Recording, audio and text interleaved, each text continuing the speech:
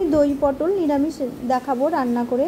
আমি তার জন্য পটলগুলোর গাগুলো ছুলে লবণ হলুদ দিয়ে গাগুলো চিড়ে চিড়ে নিয়েছি, দিয়ে ভেজে নিলাম, তাড়াতাড়ি হবে। আর চারমগজ এখানে বাটা নিয়েছি, আর লবণ হলুদ তো স্বাদ অনুসারে, আর সঙ্গে জিরে গুঁড়ো, কাঁচা লঙ্কা কুচি কুচি করে দিলেও হবে, বাটা দিলেও হবে।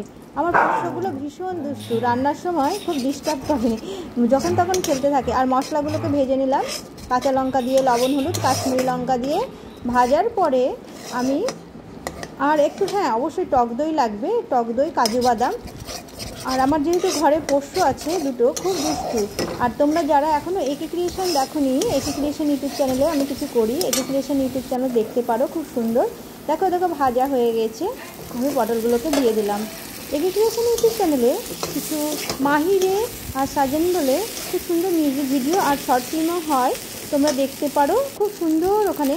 আর আমি এই রান্নার সাথে সাথে একটু গল্প করে নিলাম, আর টক দই আর কাজু বাটা দিয়ে দিলাম। দেখো একটু জল গলে